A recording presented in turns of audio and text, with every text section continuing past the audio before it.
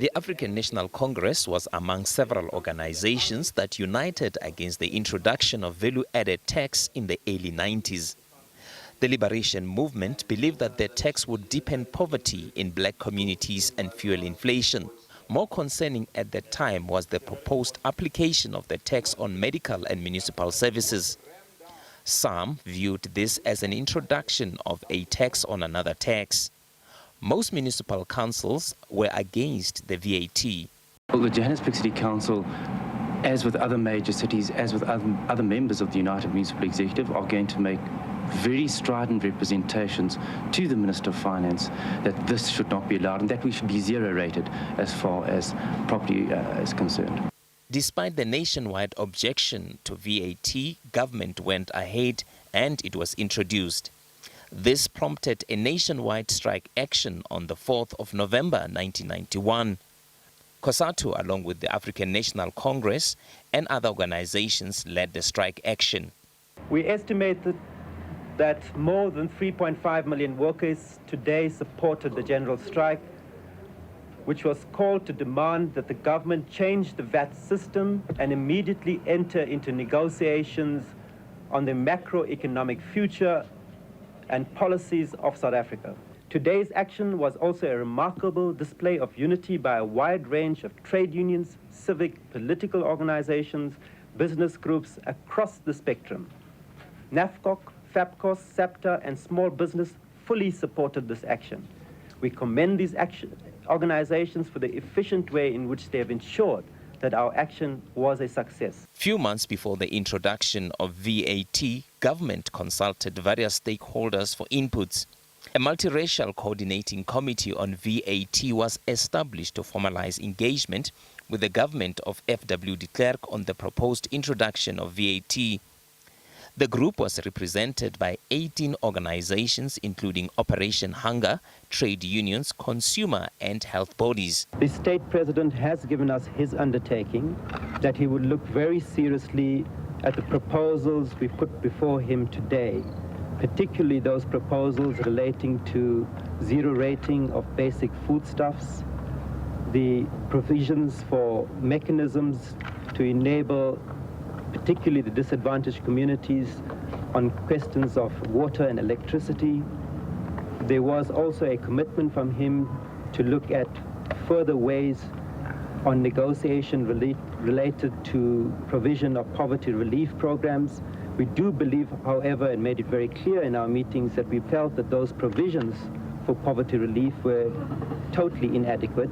The education sector took the decision not to take part in the nationwide protest actions.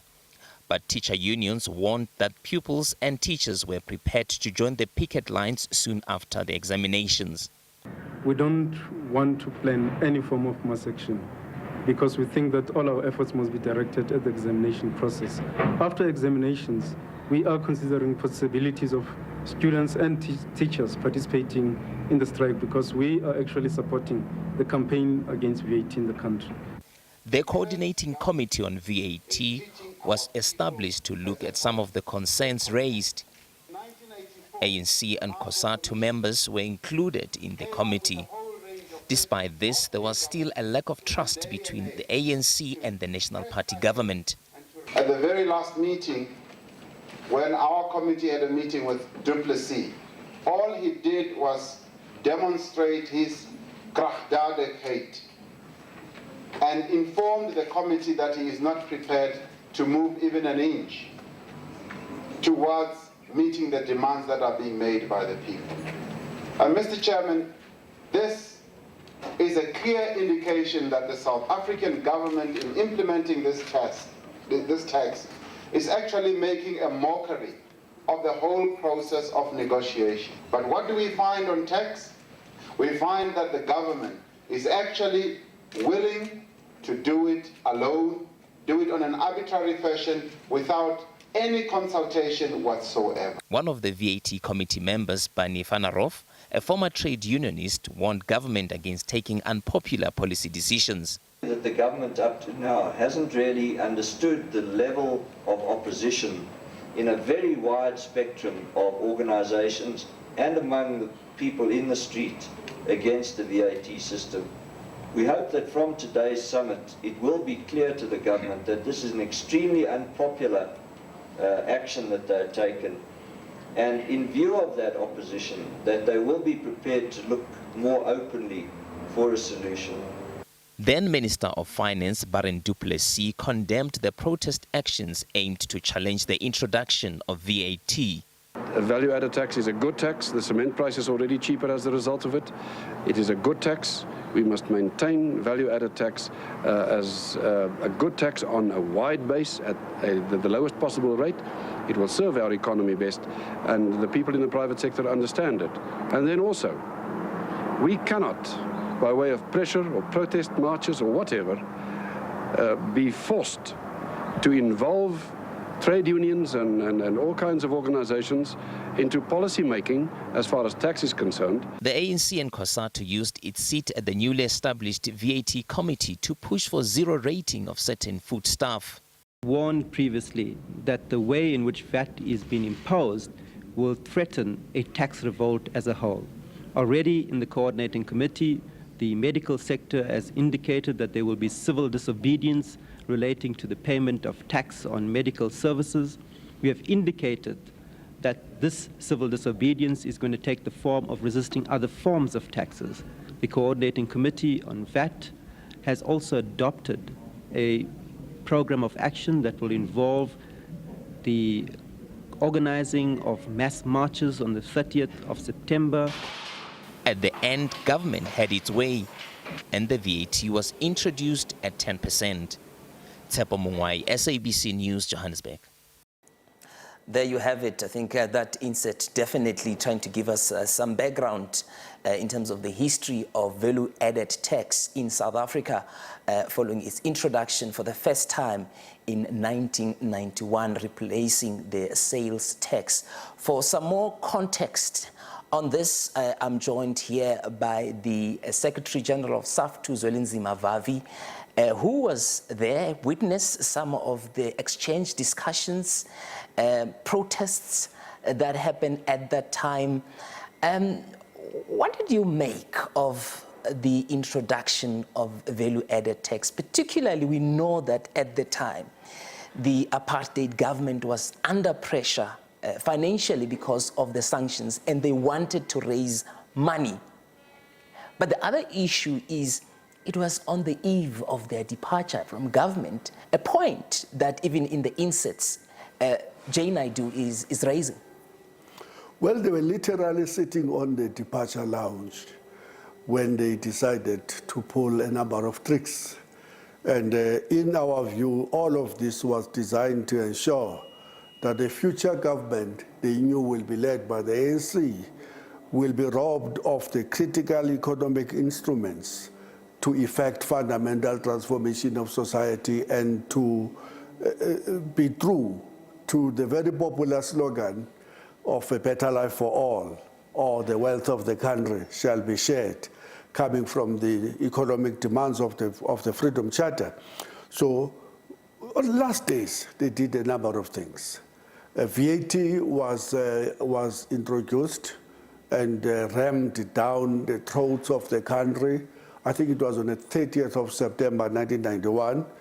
We reacted through a general strike supported or led by COSATU, but NACTU participating, but heavily supported by the alliance partners of COSATU, the ANC, and the SACP, and a host of other mass democratic movement formations that were pretty strong at that moment. It was not only the VAT that the regime introduced. In 1989, they would have announced the privatization of ISCO, of Sasol, and they introduced a macroeconomic strategy in 1990, and that was going to be a typical framework. We're talking today the days of a fiscal framework.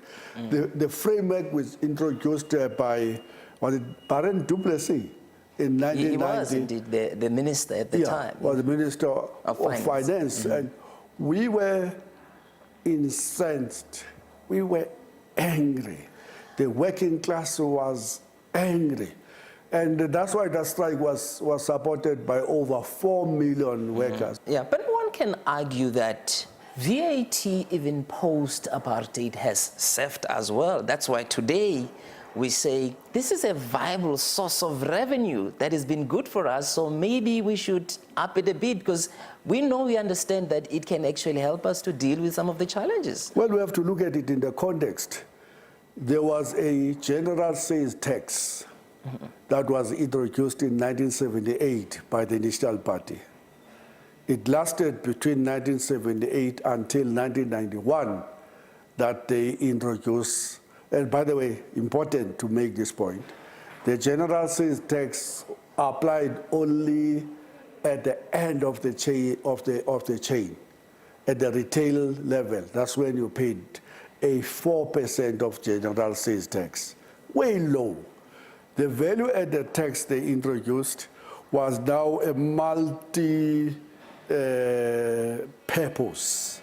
It applied at every step of the way, from your manufacturing to transport to retail. Imports. You pay everything. Yeah. Everything is there.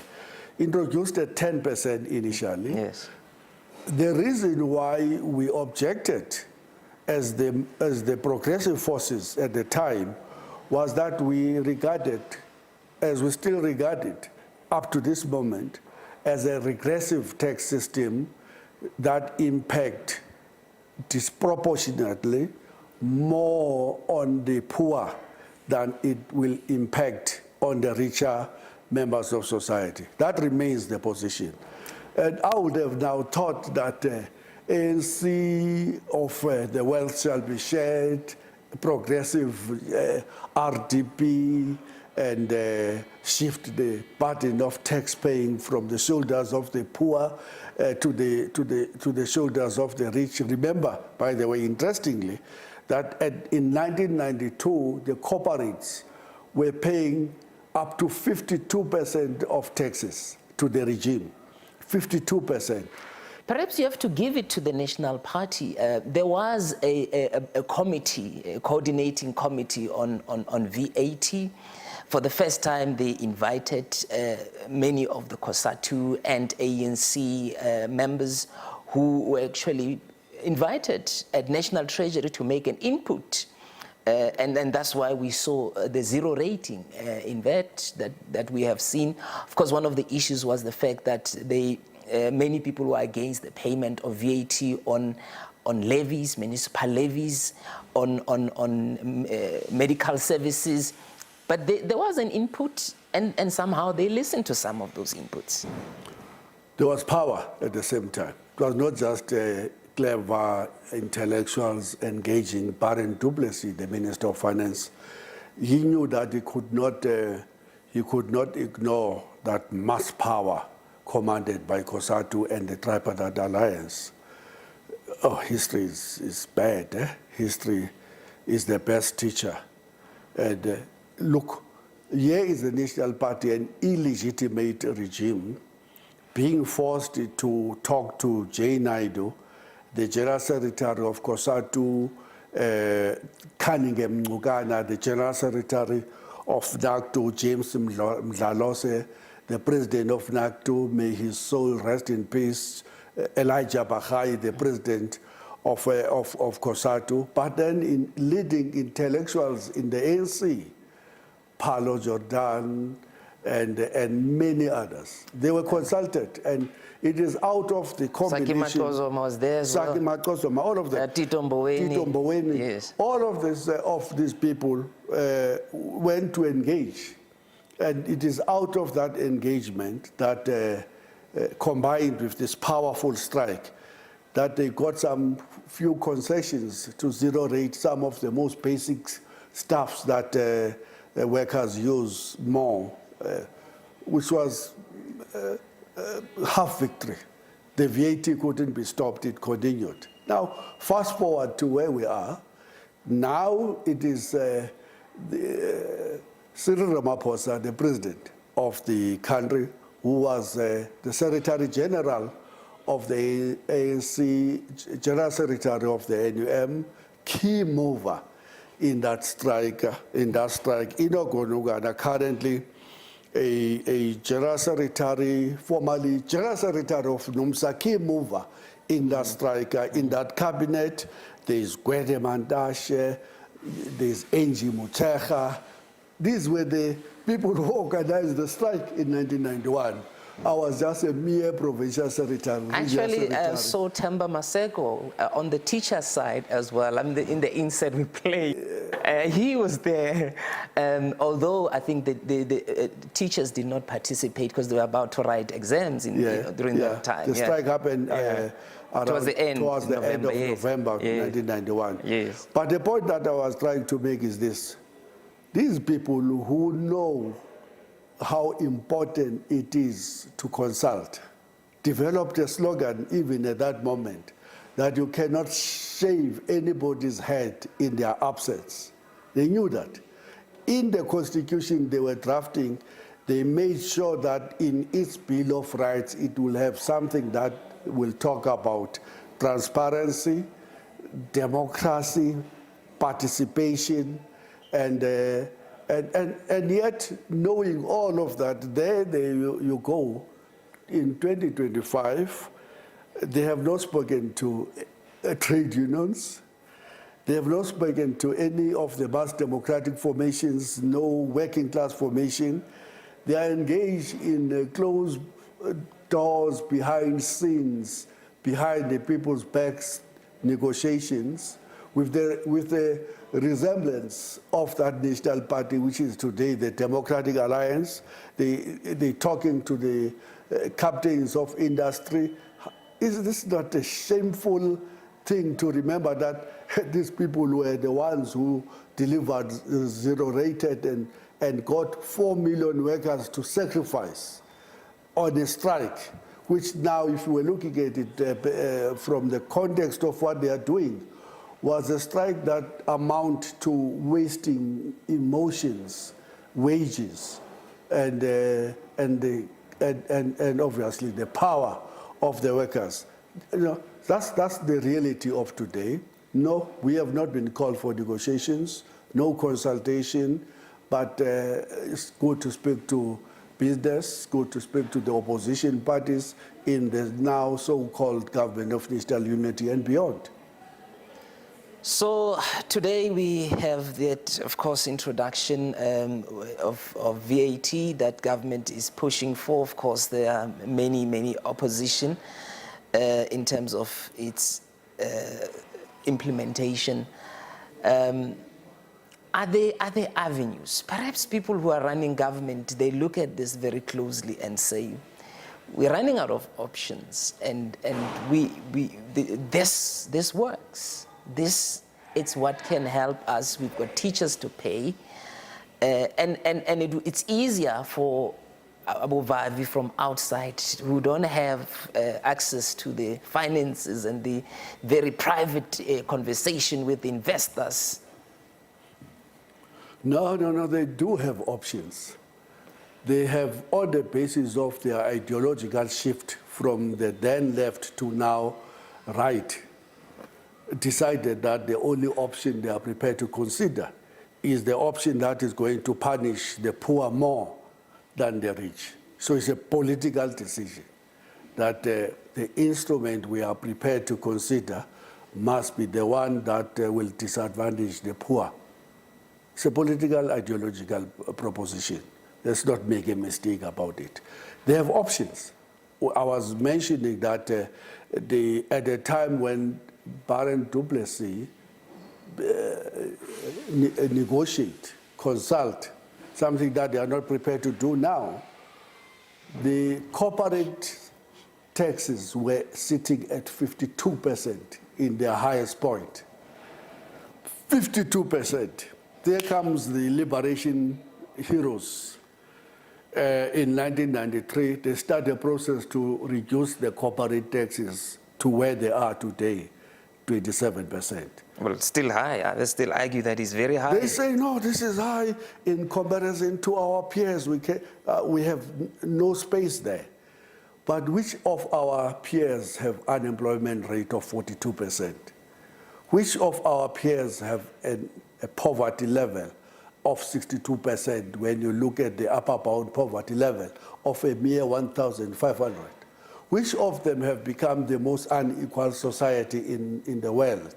Which one have millions and millions of rural people and people that are trapped in the former Bantustans who has still to be placed in the first industrial revolution to have proper roads, to have proper schools with laboratories and libraries?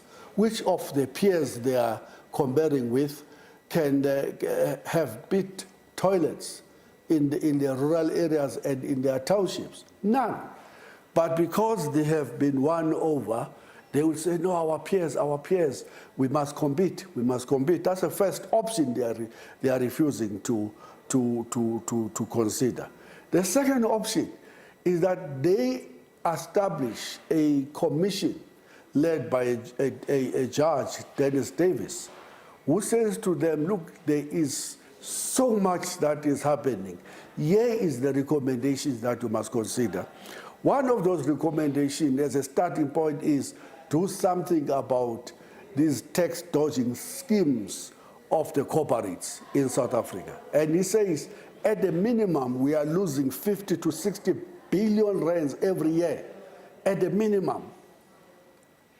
They now say, no, we need 58 billion rands, so we must increase the VAT. And yet they admit that the increase of 2018 fell short of their own ambitions. So will this 0.5% fell short? Isn't it there are short-term and long-term measures? Long-term measures could be... We should have, look at these guys. I mean, I can't believe how the monopoly capital in South Africa, the white business, would have managed to snatch victory from the jaws of defeat. They were thinking that 1994 will mean wealth tax, solidarity tax, keeping the price of the corporate tax where they were, scrapping the VAT and stopping the illicit cash outflows and mispricing that are costing this economy of Africa a 1.6 trillion every year. What does the movement do? They remove the exchange controls. They allow corporates to list their companies overseas. They reduce the corporate taxes. They do nothing about illicit cash outflows. They do nothing about the tax dodging schemes.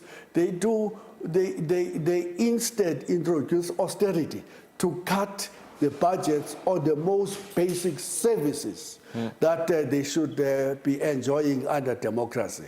It's a shift. Unfortunately, it's not a small shift. It's a titanic movement from a movement that championed left-wing revolutionary programs of the RDP and the Freedom Charter to a movement that is championing neoliberalism, austerity, guided by the IMF, World Bank, and the Washington Consensus, as well as dictated to by them by the rating agencies. That's what is happening. Yeah, so, I mean, there has been argument that, which the minister has raised, that as we speak, they do not have money to pay some of the salaries. So they are currently under pressure with some of the costs. So they needed to come up with the short-term measures to raise money instantly. And of course, on the long term, deal with those leakages that are there so that there is money. Talking about the leakages, they ignoring the tax commissioner, who is an authority on collection of the tax, who says, just give me some few billions, I will raise 800 billion rands for you. We have to leave it there. Thank you very much. That's the General Secretary of SAFTU, Zwelinzima Vavi, looking at the history behind value-added tax in South Africa. I think before we leave, we're going to leave you with something to think about. That's the speech that was delivered by former President F.W. de Klerk at Stellenbosch at the National Party Conference. Take a listen. Everything indicates that what the ANC really wants And what it has not succeeded to rid itself of is to grasp all the power in this country. And I believe the majority of all South Africans say no to that. We don't want a domination model.